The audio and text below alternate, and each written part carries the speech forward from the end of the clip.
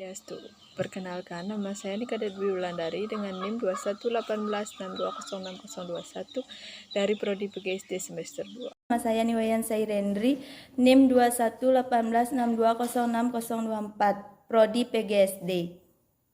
Materi tentang community language learning. Ada 4 yang saya akan jelaskan, yaitu pertama, community language learning, yang kedua, tujuan community language learning, yang ketiga, kelebihan dan kekurangan community language learning, dan yang keempat adalah teknik-teknik community language learning. Pertama, saya akan menjelaskan tentang pengertian community language learning. Community language learning muncul pada tahun 1961. Pertama kali dirancang oleh Charles A., yang merupakan seorang profesor dalam bidang psikologi dan konselor di Loyola University of Chicago, yang juga seorang pembuka agama Katolik, dan kemudian community language learning mulai dipakai sekitar tahun 1967 dan juga merupakan metode pengajaran bahasa yang melibatkan aspek psikologi di mana peserta didik ikut bekerja sama dalam mengembangkan keahlian berbahasa yang ingin mereka pelajari. Metode ini pertama kali dikembangkan oleh Charles A. Yang kedua, tujuan community language learning.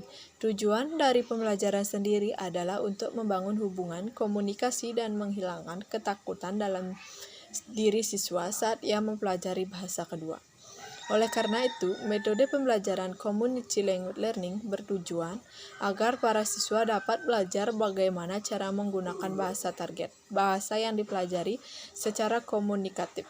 Bisa juga menjadikan siswa mampu menggunakan bahasa target dengan baik. Teknik-teknik community language learning. Yang pertama, siswa merekam sebuah percakapan siswa lain dalam bahasa target.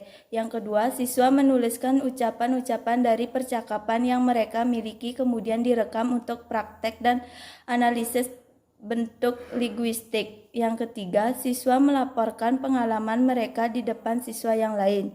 Yang keempat, siswa rileks dan mendengarkan percakapan dalam bahasa target dengan tape record.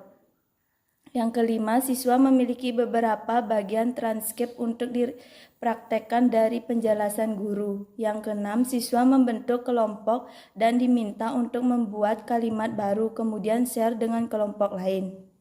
Kelebihan dan kelemahan CCL. Kelebihan yang pertama, pembelajaran memperhatikan aktivitas mandiri siswa atau berorientasi pada siswa. Yang kedua, belajar bahasa target secara kerjasama yang erat, menghasilkan suasana yang sehat dan mengurangi rasa rendah diri pada siswa yang lembat.